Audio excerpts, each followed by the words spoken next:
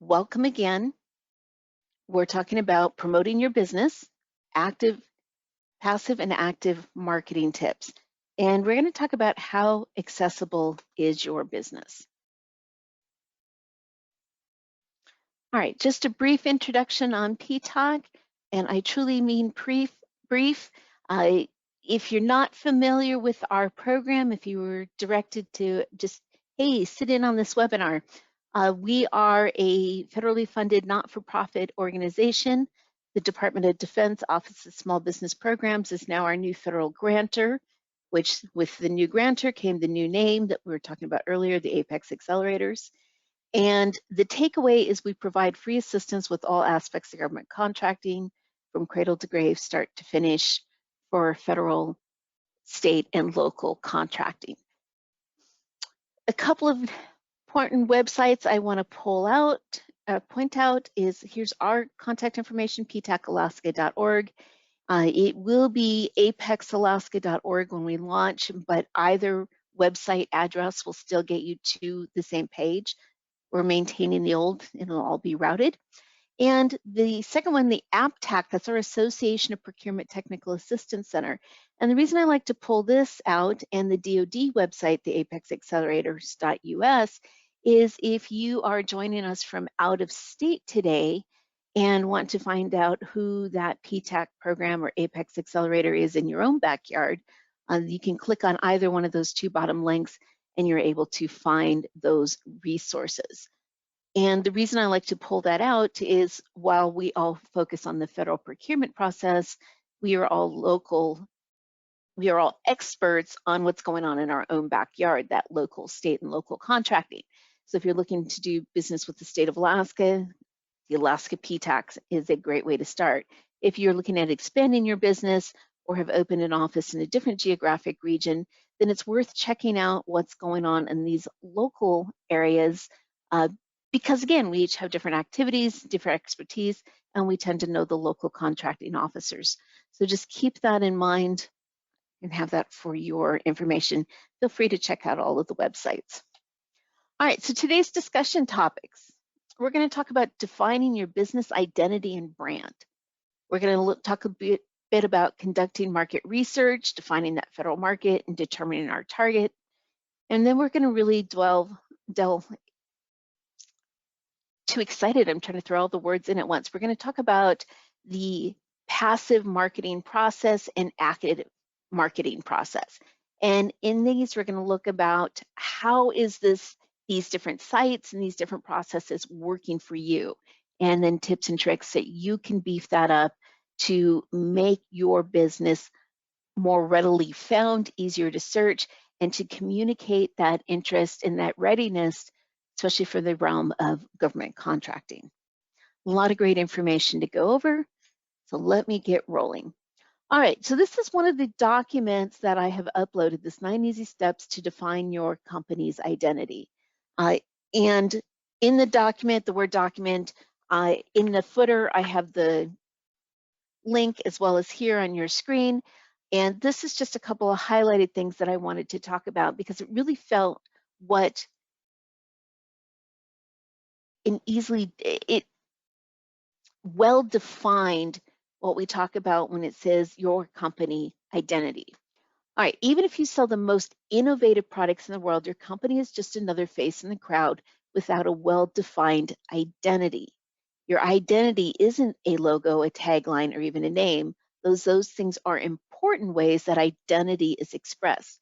Your company's identity is its purpose, vision, mission, and values.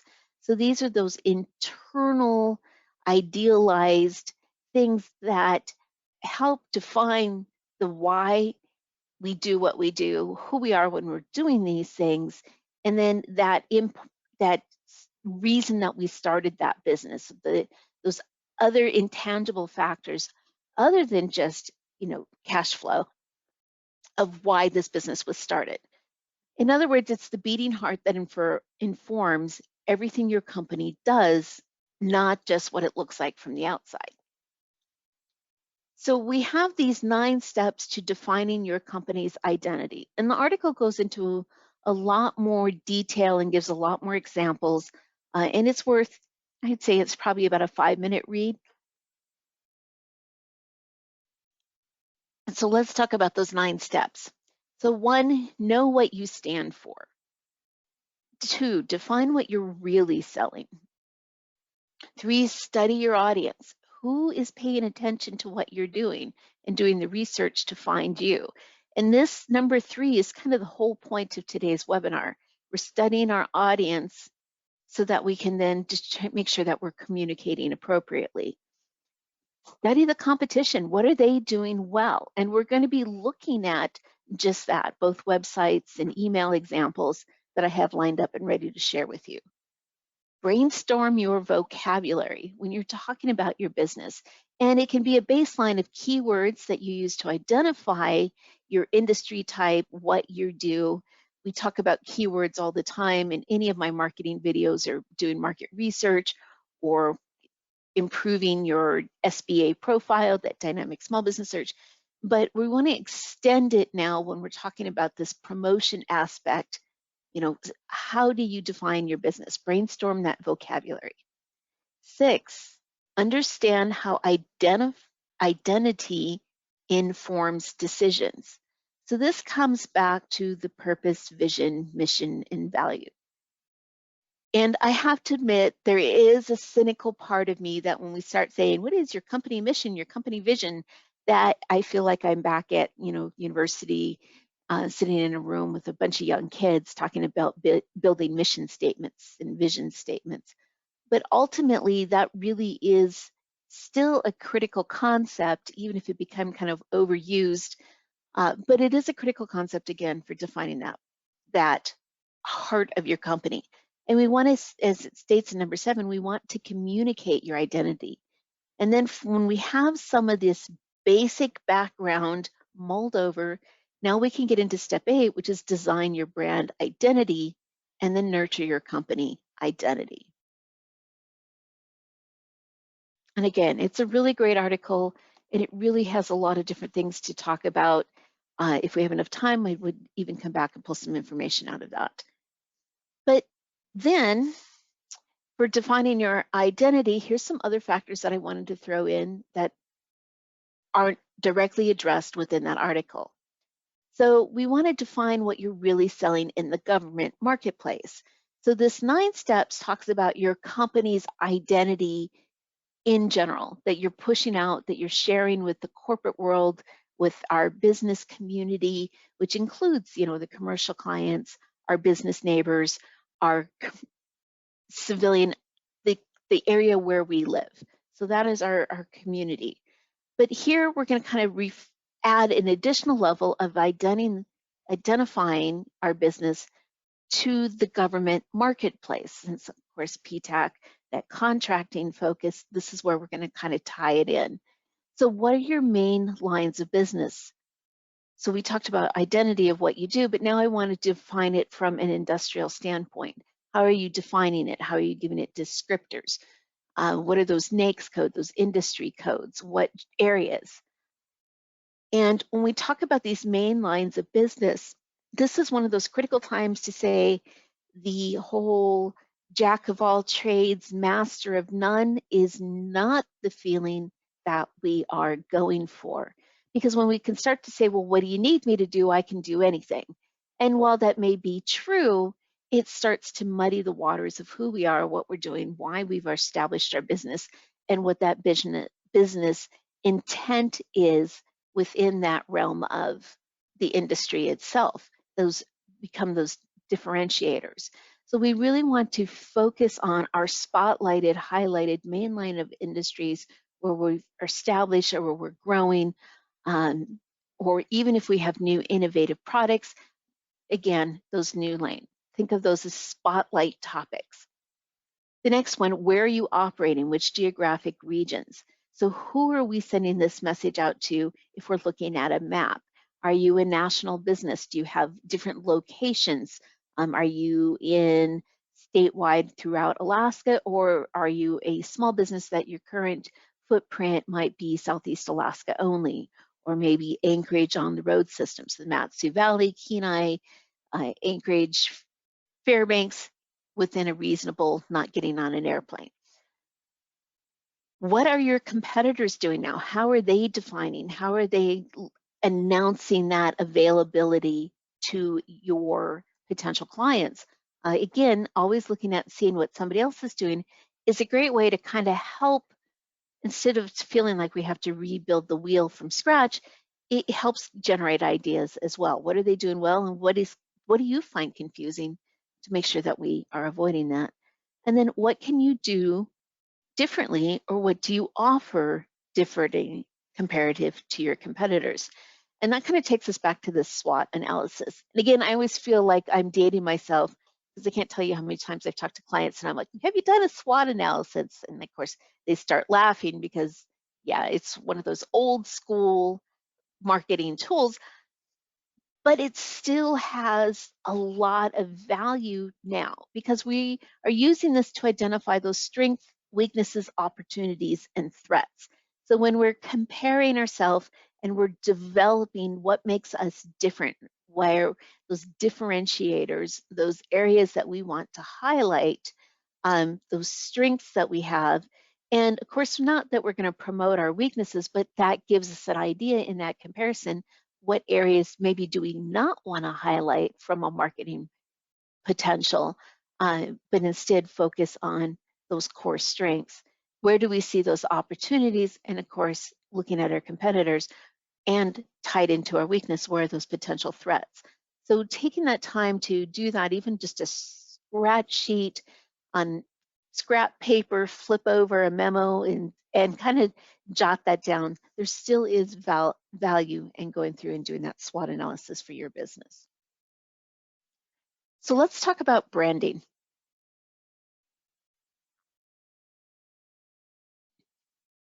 So this is another article. This is the second article I uploaded. How do you brand your business in 7 simple steps with examples? Woo.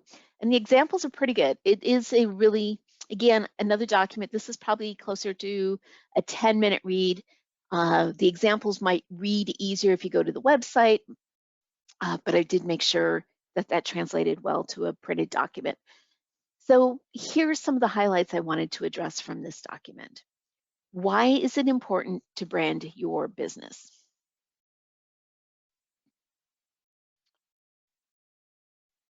Regardless of size, organizations of all kinds need to invest in branding to stay relevant. And the 2 main areas is you want to stand out. So in the previous, we talked about your business identity.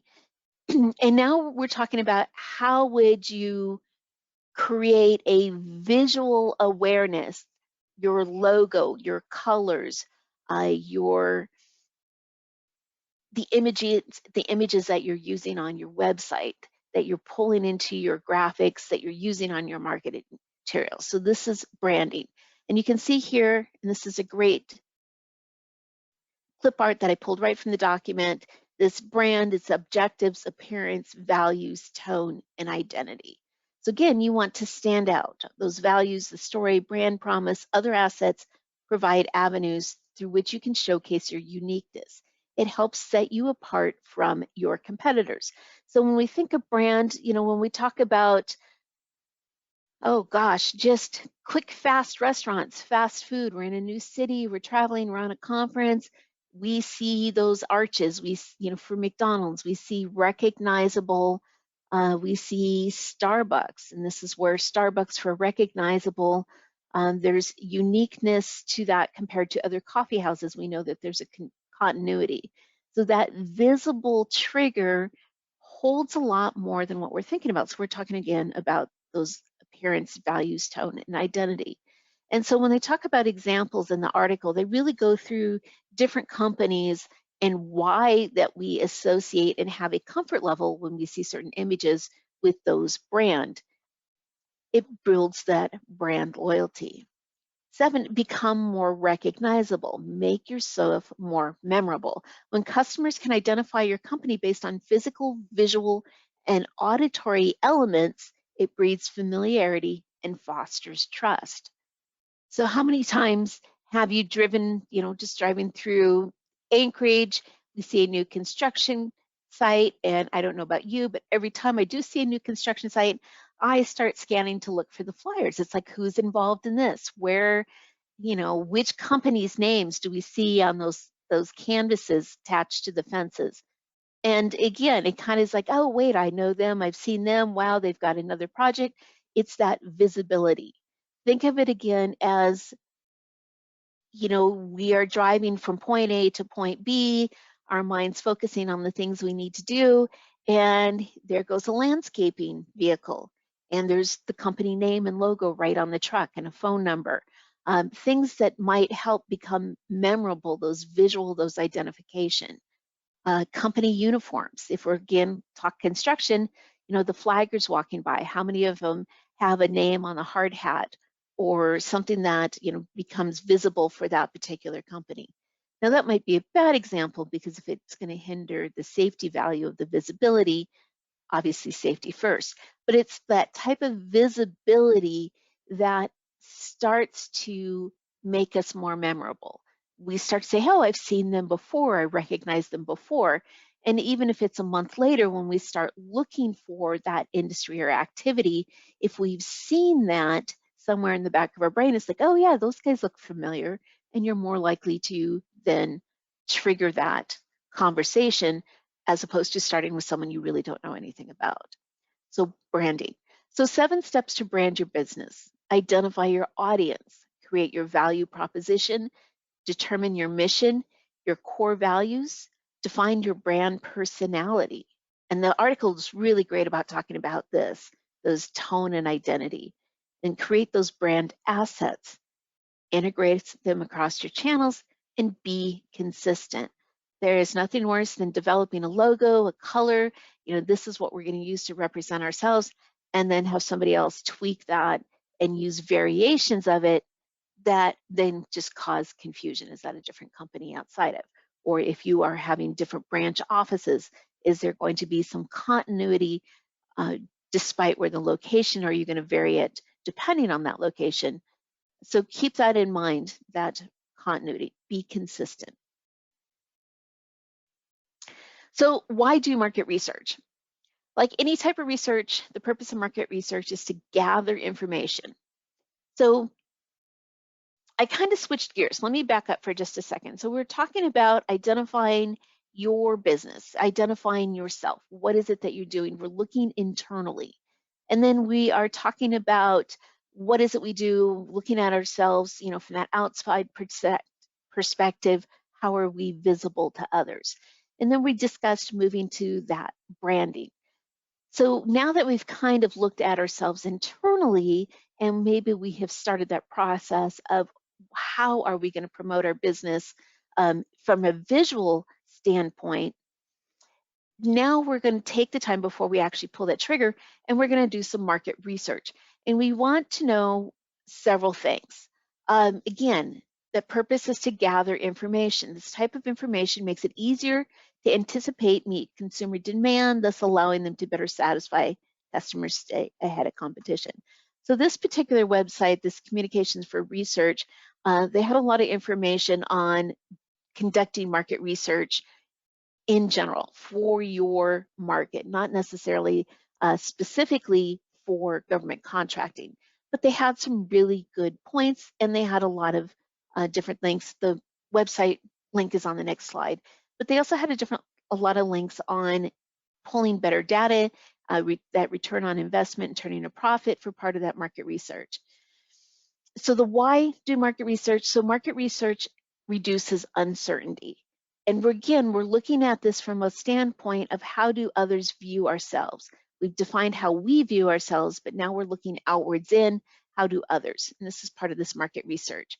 So it's straightforward enough to gather an insight. However, purpose is an overarching term meant to define a comprehensive mission, a reason for being, so to speak.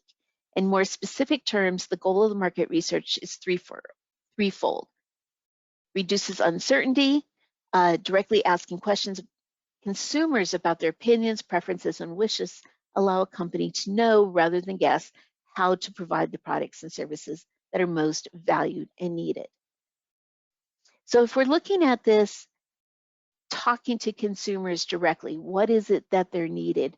When we pull that back to specifically that government contracting world, a great example is those sources sought notices. Here is an agency saying, we have this activity, or we are looking at going in this direction, or we have this need. Who out there is interested?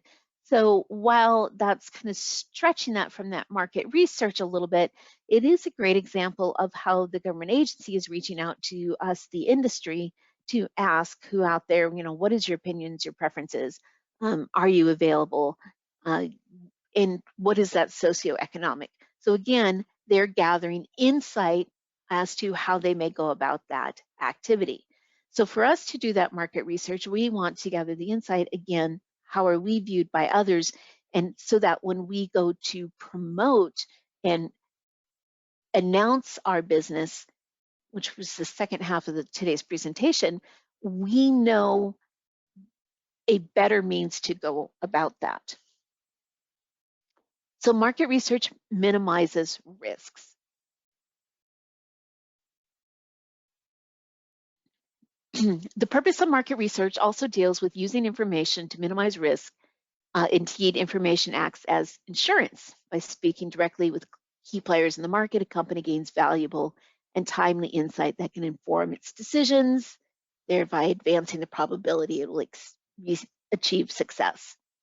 And again, market research informs action. So we have reduces uncertainty, minimizes risks, and informs action.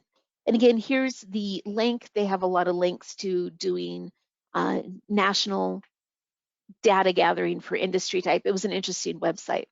Also, I just want to point out that if you're trying to find out more, how does your business sit in relevance to your industry, that the Alaska Small Business Development Center, so Alaska Small Business Development Center, the SBDC, has resources to a lot of databases that helps you kind of look at your industry and look at it from different data elements and find where are the median for the industry based on different geographic areas.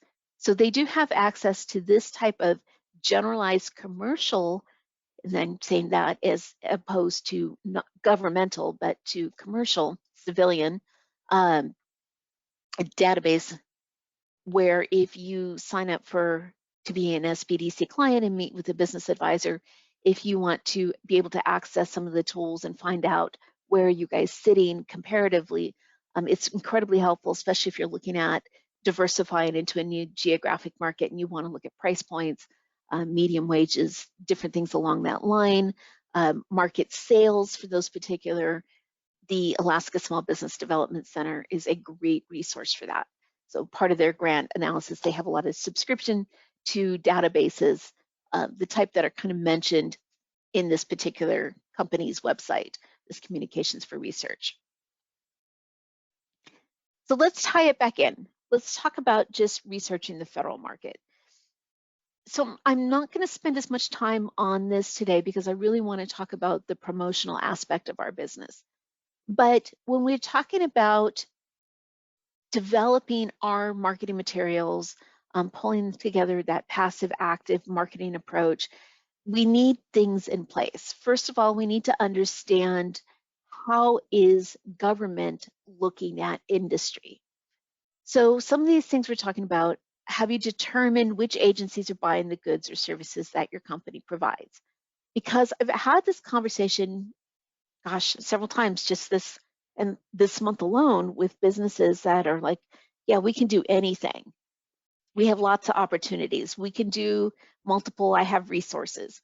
I know different people that are different experts. And the end result is, without having that targeted of taking the time to research the who's buying what we're selling concept at that bare minimum level of research, you spend a lot of time spinning in circles because government is vast. The opportunity to do business with government is vast because it depends, one, where the buyer's located, what are they buying, what quantities. Are we talking about a dollar amount where it becomes a headquarters buy. Where are those contracting agencies located? What are the agency's goals? What are they looking at? Are they moving at? So let's, from an old way of doing something to a new technological standpoint.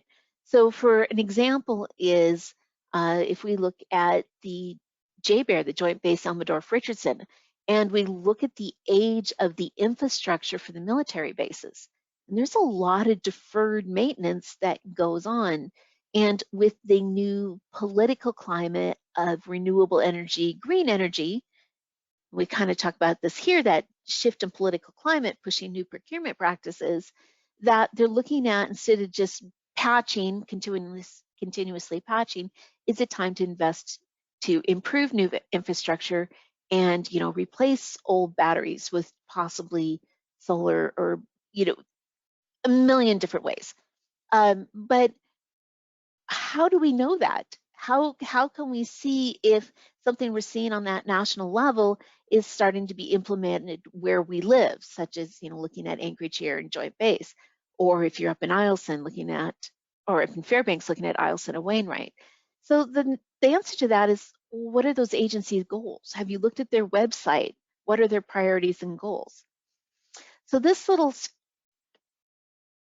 template here, this, I have to come up with it, my little circle of procurement cycle, and I've used it for years, is kind of a great reminder when we talk about have you researched agency. There is so much federal data available to us as consumers, as potential government contracting partners, that we just need to take the time and review it. So of course we've got SAM for those current opportunities. It's a great snapshot of what's going on now, what's coming up in the next couple of months, next 30 days. It's more of an immediacy of now. We can do some archive digging through there. It's getting better. The search for archive is pretty good. But again, I would say it's probably only valid if you go back a year or so. We have the dynamic small business search, which feeds from SAM. When we're talking about our competitors or looking at potential teaming partners. So SAM, again, contract opportunities we're talking about, but it's also a great way to look for businesses. And we'll kind of address that here in a minute. We have USA spending, because it's going to give us that agency dollar flow. How is the money moving into our state? This is a great snapshot, that higher elevating of how the money is flowing from federal down into state through contracts, through grants, through loans, who are the recipients. We have the FPDS, the Federal Procurement Data System, which is that past procurement activity. So when I say, do we know which agencies are buying, we can come in here and do keyword search, NAICS code search, see what's here and now for SAM, but then we can also flip that on to FPDS and see, well, what's the history of? And we can find those buyers, we can pick that place of performance. So the data is there. But what's usually overlooked are these other little websites as well. Because when we talk about agency website, or what are their priorities and goals, we have these here. Each agency has a website, and often we'll even see those down to regional locations. So a great example is the Department of Agriculture, the U.S. Forest Service, and then we have the Forest Service Region 10 for Alaska. And each one of these, as we are coming down to that smaller geographic region, are highlighting what their agency end game is. They're talking, they have articles, things that are impacting what they're doing. There's information for, there's just so much information on what that marketing, that agency is prioritizing, what they look at, who they do. That was horribly said. How they're going about conducting and meeting their agency goals and objectives. And so they're highlighting all of that on that agency website.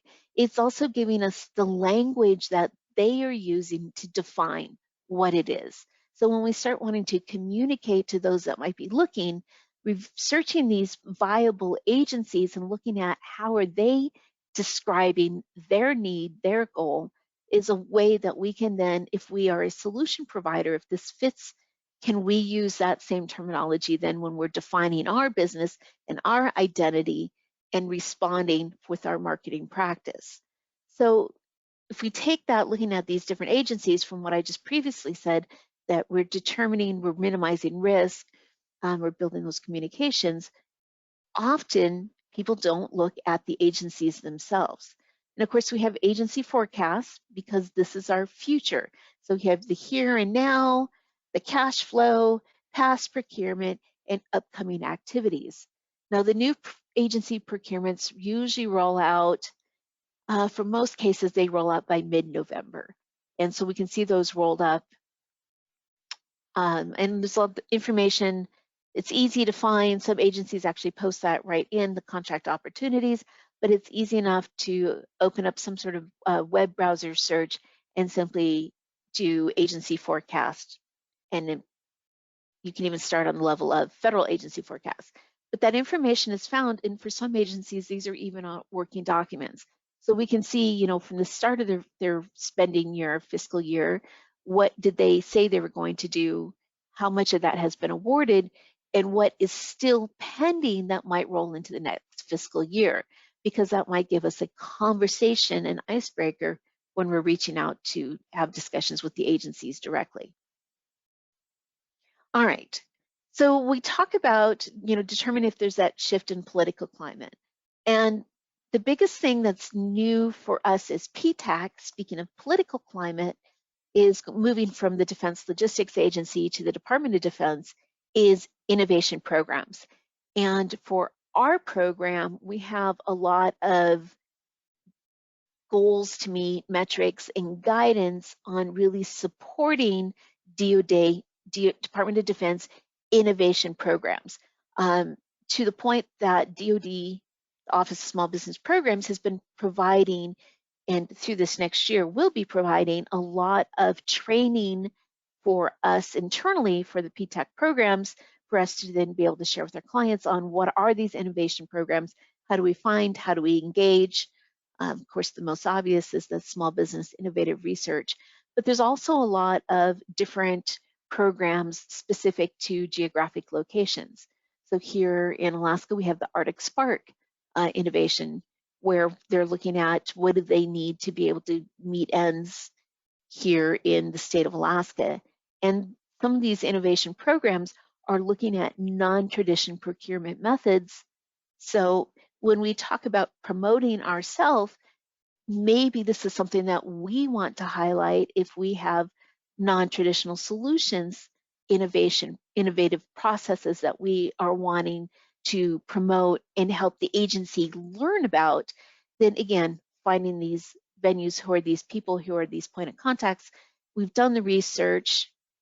Now we have we have our icebreaker, our subject line in which to begin our communication. All right, other activities, the Infrastructure Investment and Jobs Act, that was kind of big noise last year, but what we don't realize is that the money is now starting to flow for these projects.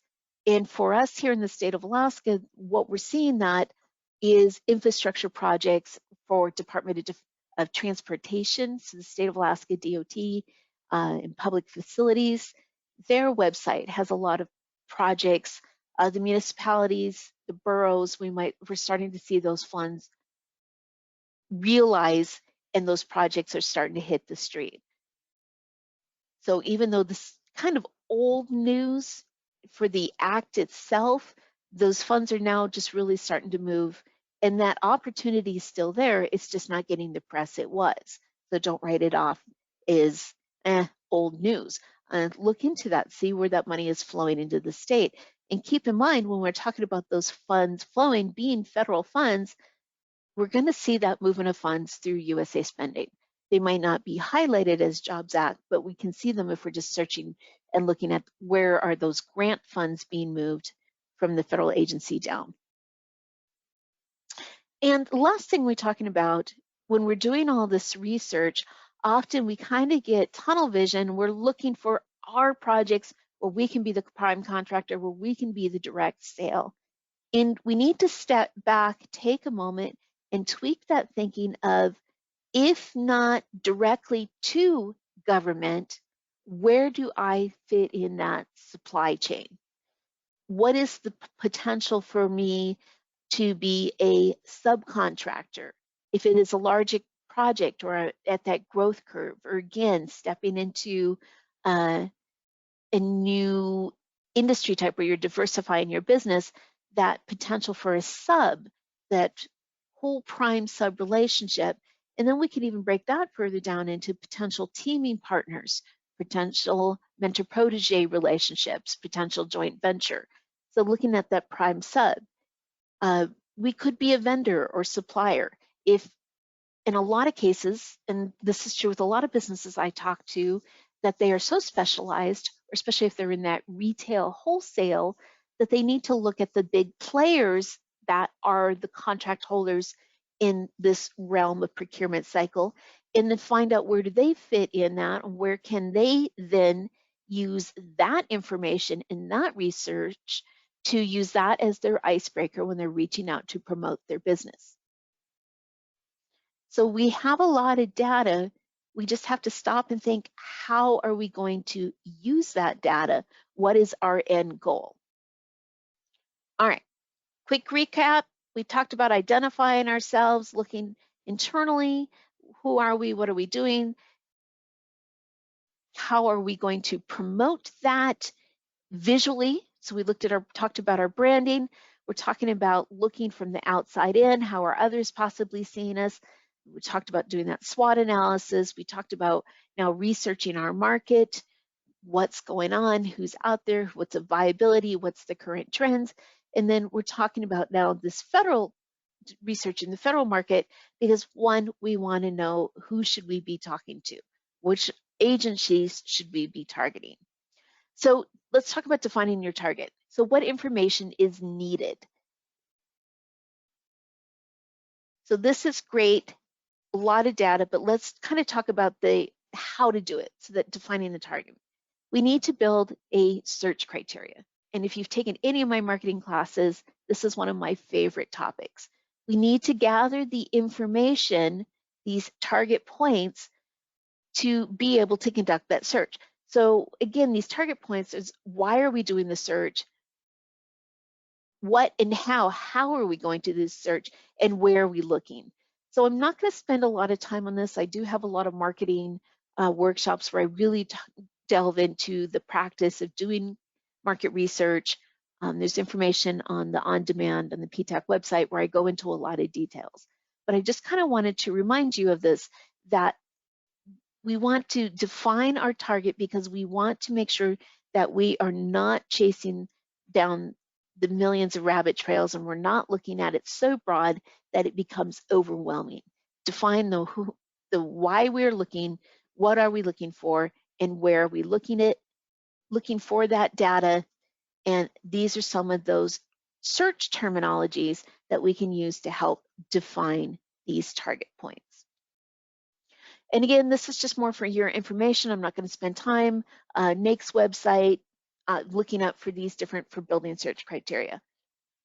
So let's switch tactics now so I don't run out of time. Let's talk about actually promoting, getting the message out, promoting your business. So how are the government buyers going to learn about you? Do you have an advertising strategy built into your business plan? So now when I talk advertising strategy, the government contracting as an audience is only a small component of that advertising marketing strategy. This is really about how are you vocalizing who you are, what you do to the place where you live and work, whether the multiple geographic regions, but how are you doing that? How have new clients found you? Are you tracking that? Did they find you through social media, website, word of mouth, traditional media marketing? If somebody's calling and asking you for a quote, are you taking the time to say, oh, great, how'd you find out about us? If they're repeat clients, are you asking them, we're glad to have you back. Why'd you decide to come back to us to do the project? Gather that data, because this is going to say what is working, what are you doing now that's working, getting out there, how can you beef it up, can you improve it, and what areas are you possibly missing where people are looking. So let's talk about passive or active marketing. So passive is information that is waiting to be discovered, evaluated, and hopefully triggering a potential client to reach out to you. You've put it out there. Now it's kind of that somebody's going to find you. Active is information that is sent to a targeted individual with the goal of starting a new business relationship to generate opportunities and cash flow. So passive marketing. Here's a couple of the things that immediately come to mind when we talk about passive marketing for the world of government contracting. We have the System for Award Management, SAM.gov, and we have the Dynamic Small Business Search. Now, this is all information that we have input. In SAM is pretty easy because it's defined.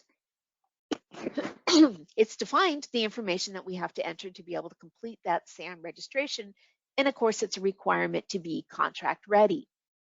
You have to have an active SAM profile to show up anyone that is searching.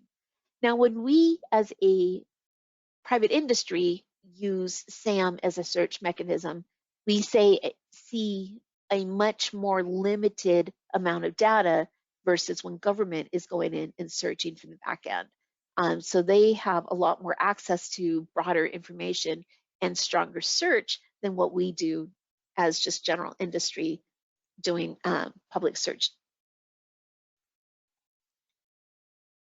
But the data points that we've entered in SAM, again, if we know that agencies are using this system and they are looking for this information, this might be information that we want to convey in our passive marketing process, such as websites. We'll talk about that in a second.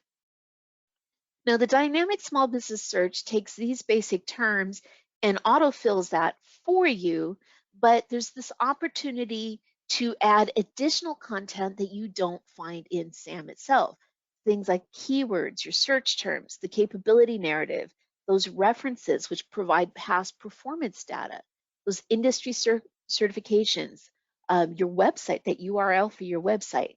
There's also the new link to the capability statement that you can upload. And again, it's a website link where you're sending people, they can go and download your capability statement and those socioeconomic certifications. So any of the SBA certifications, they're posting it on their website. It's supposed to show for some of the SAM socioeconomic, but that communication is fragile between the SAM and the DSBS sites, and it's not always updated. So when when SBA moved the DSBS to the cloud, about 4 months ago or so, for quite a while, there was a 4 to 6 month period where you couldn't move from SAM to access your DSBS. If that link's broken where you can't access it, it also means that that data isn't flowing between those two sites. So you might be updating your SAM, but if you haven't looked at that dynamic small business search and the two systems aren't speaking correctly, it also means that your DSBS possibly has inactive and is sitting there is inactive and hasn't been updated as well. So keep that in mind that we want to find it. If your SAM profile is inactive, you do not show up in the dynamic small business search. So we know that these are powerful sites because I talk about the DSBS all the time. Federal agencies, both the program side of the house, the contracting officers are taught to do market research, and this is one of the very first websites that they're taught to use when they're looking for potential industry information. So keep in mind, adding these additional components that aren't automatic from SAM, these are mandatory, they fill in, but if we don't take the time to go back and add these, we're missing that value of it as passive marketing because people are looking and we need to make sure that we are easy to find. Now, I do have a workshop on demand on supersizing your SBA profile. If you want more information on that, or again, of course, if you want to work with PTAC to talk about, well, what's that look like from an outside perspective in for the DSBS, that's something that we can always set up an appointment and discuss. But let's talk about your website.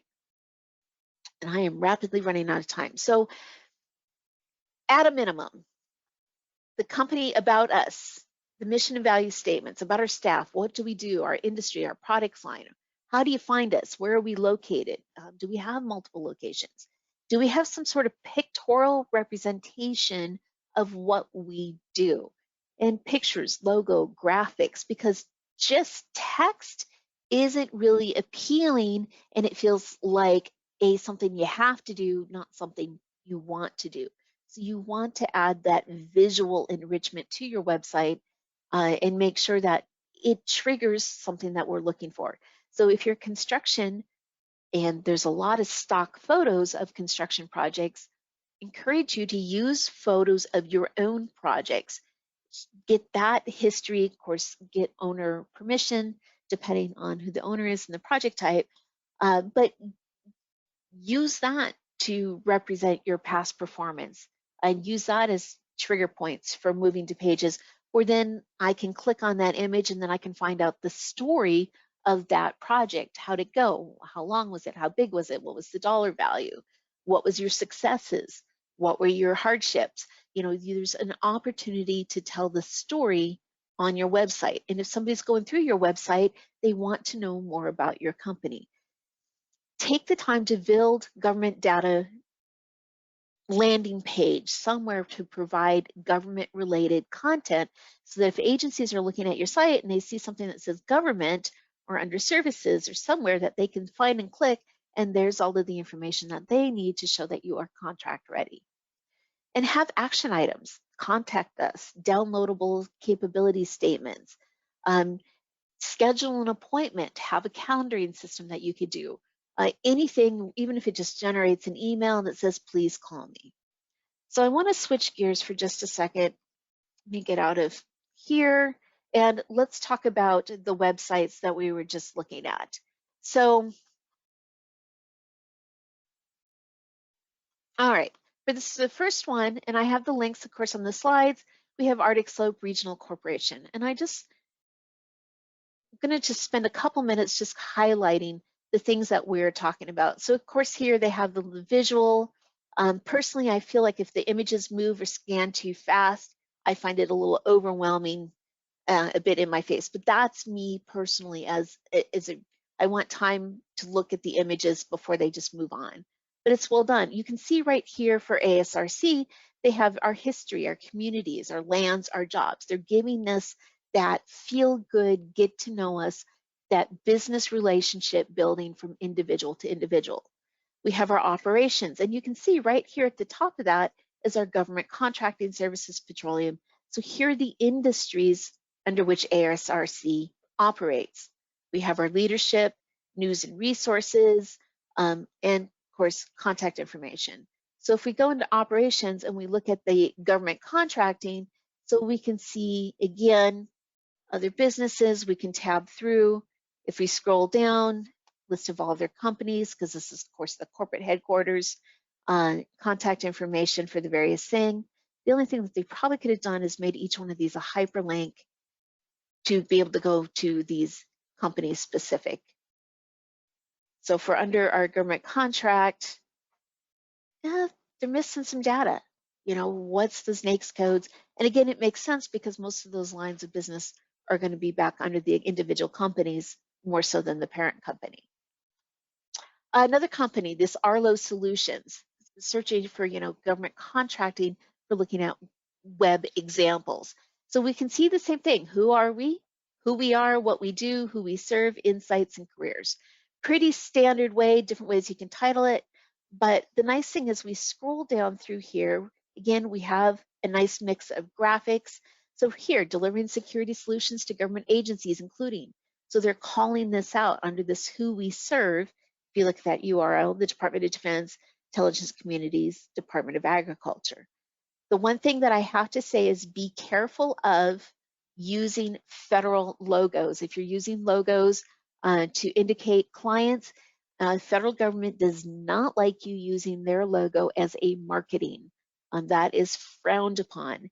Even for SBA, when they are doing presentations, their slides have to go through a legal review to make sure that their logo and branding is used correctly. So be careful that even for us under DLA, Department of Defense, for our grant, we are not allowed to use those logos to promote our own program. It's very specific, so be careful not to alienate. Here they have the logos because they have these certifications and contract awards, and it makes sense because now it's giving us identify. So it's giving contract information. I'm not going to spend a whole lot of time, but on a quick, how easy is it? Fine. Contact information. Here's our the UEI cage code. So it's here. I had to search for it a little bit. They do have some SBA. You can see their certifications. I guess I got to select the cookies. So, but you can see 8A certified, WASB certified, GSA. But it's kind of down here and hidden for government contracting. And again, with the big visual up top. Now, just because these guys have these big visuals doesn't mean that you need to have that as well. Jacobs Engineering, again, I'm going to just spend a couple more and then I want to get into the emails. Again, website, newsroom, about us, investor. So again, it's the same concept, same information, just slightly different layout. So you don't necessarily have to have a really complex website, but you need to look at the big companies that are doing well and what information are they providing. So the news, Legacy was another one I really liked. This Architects Alaska, again, home, portfolio, about, login, contact. And here you can see the pictorial, and we can click on and see more of the information. And again, gallery, contact information, they're showing the locations. The only thing I really don't see, so they have commercial, community, education, interior, senior. So I don't know if they do government contracting or not. So just as an example.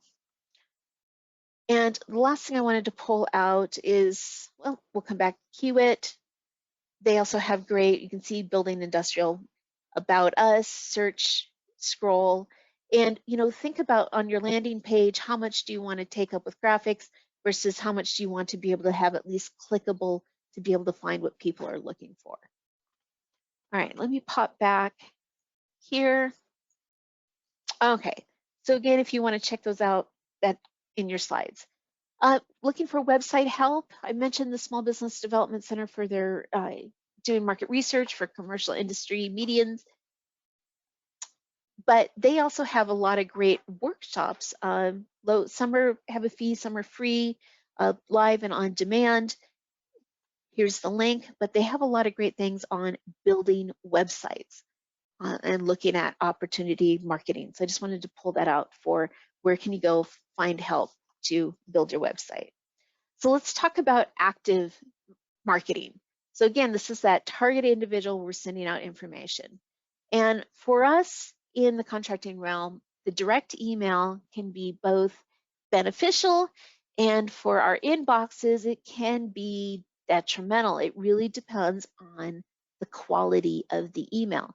So if you are emailing to promote your business, this isn't in communication for a specific project, but when you are doing an introductory email, there's some basic things that really need to be here for the email to have value and to help encourage the recipient to open and take the time to read your email. Look, first of all, for a company email address and avoid personal Gmail accounts. Now, I realize if you're a small mom and pop business and you're just getting started, we might use Gmail or Hotmail or Outlook as that free email source to get us going. But look at investing into having a domain specific. So, so-and-so at constructionabc.com as opposed to constructionabc@gmail.com. If you are going to use a Gmail or use one of the free email providers, it's good to somehow get the business name in there and so that it's identifiable. But if I get a marketing email and it's from Joe Goes Fishing 123, I'm probably about done with that already. Because I don't know unless they're talking about a fish sales or fish marketing or in the fishery industry, the email is really not telling me much about the company. A good email should contain a subject line, a greeting. The body of the email should have that communication call to action. and you need to have a signature block with the name, title, company information, and contact information. And if you're adding attachments, make sure the attachments are labeled in a manner that it makes sense. I have an idea of what it is I might be opening. Now, this might sound really basic, but I get emails all the time where somebody's put a question in the subject line and the body just says sent from iPhone. And I'm looking at the email, I'm trying to figure out, I don't have a name, I don't have a phone number, or somebody starts a conversation with me, but in their signature block, they've given me no way to communicate back other than to reply to the email. There's times when people email me, I want to pick up the phone and continue that conversation, but I've not been provided with the means to do so. And I don't have a website. I don't have any information to be able to look them up to be able to further that conversation. My only means to reply to that conversation is by the email. And maybe it's helpful, maybe it's not. You want your emails to provide everything that is needed to make it easy for your reader to want to continue that conversation. So if we talk about a subject line, you could have something, a request for a marketing meeting, requesting 15 minutes of your time, an introduction to our company. We've extended our product line. We've opportunity to discuss our company. Let the reader know what is in there. And then if you are, again, adding attachments such as capability statements, make sure that it is labeled as opposed to scan 000134. Let them know what they're potentially downloading and opening. Make sure that that's, and then also if you have capability statement, make sure your company name's on that as well. So if it's Anderson Construction Capability Statement, so that once it's saved to a desktop, I can go back and find it again. If it's this generic scan 1.2 or HP scan or something along those lines, most likely I am not going to open it because I don't know what it is. If you add attachments, address it in the body of your email. Have a brief highlight if the whole purpose is to share your capability statement with the intent of requesting a marketing meeting to discuss your company. Great. Put that in the body of the email. Let them know you've attached your capability statement for their information. Make sure that you're attaching a PDF version, something that can't be changed from the recipient, but is also make sure that they can open it. So the mistake I did today for today's webinar is I uploaded Word documents using the most current Word software, but not necessarily everybody attending today is going to be able to open them because they might not have Word on their computer or have an older version of Word. And now when they open it, it might skew the document. So all of those that I've uploaded should have all been PDFs, and I'll fix that for our website. So other direct active capability statements, business cards, other marketing materials, where maybe at a networking event, you're actually handing out directly, handing out this information to other businesses. So I have some email examples. Pull this down, and I have some good, some bad, and some not so. So I'm going to start off with bad.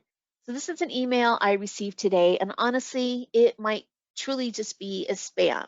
You can see the subject line says, any drawing for estimate? Hi, here's a greeting. That's good. It's a start. And it says, we provide highly accurate construction estimates. Here's their call to action. Send over the plans for a quote and a name of project, a company name. There's no email, there's no website. And when I'm looking at this, I have an individual, and again, it's a personal, their name, 432@gmail. So my confidence in this company, one, I don't know if this is a genuine message. Two, because there is that potential that there's some software or some malware or something associated with it. Because I get these quite a few times, and I often reply and say, I don't know a thing about your company. Are you asking for assistance? Are you trying to sell? So what is their purpose? So this covers the basic, but it's really not encouraging me to go further. If I wanted them to take a look into research, again, the what in here is interested. Now, just because my name has contract specialist, maybe I was pulled from a list, from a data sales list, that I'm a buyer because my title is contract specialist, and here we go. But there was no research done to what my company does, and am I just a buyer or do I do contract compliance? Again, this wasn't targeted, it was just sent out in mass, and it really doesn't have any benefit, and I have no way of replying or contacting them other than through the email channel.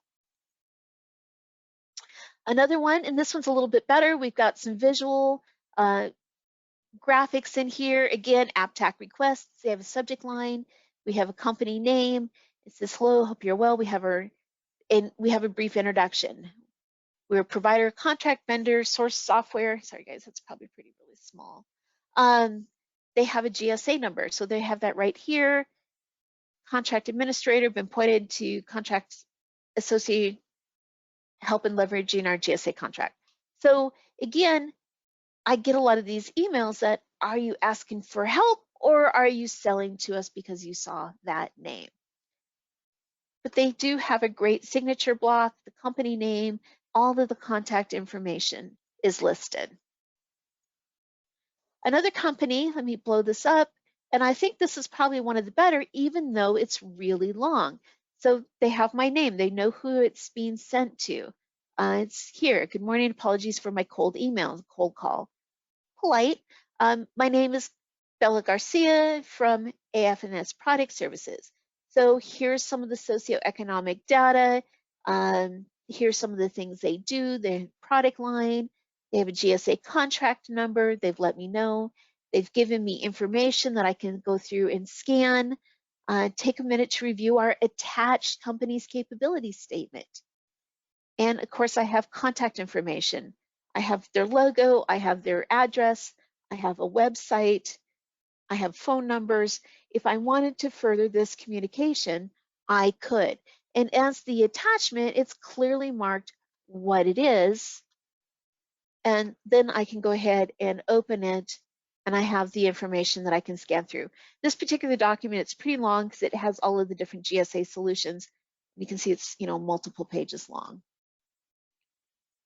All right, bear with me a little bit more. You can see I've been saving these for a while. Just kind of a general marketing. Again, I can win more. How? You can tell it's a marketing, some strategy company, just subject line, but again, it's addressed to me. They're telling me what they do. We've got a photo, great, gives me an idea who I'm talking to. And, they're using some graphics within it, so it's just not a block of text. And of course, more contact information.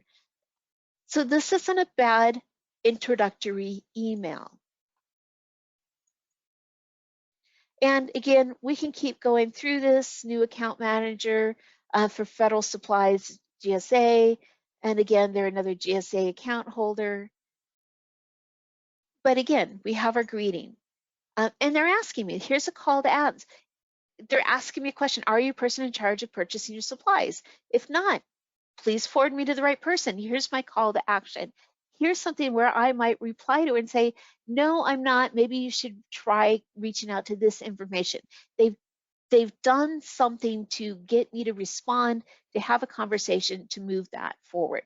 There's a lot of value in the emails if you take the time to set them up correctly and to use them as that active introductory way to meet with contracting officers to be able to talk more about your business.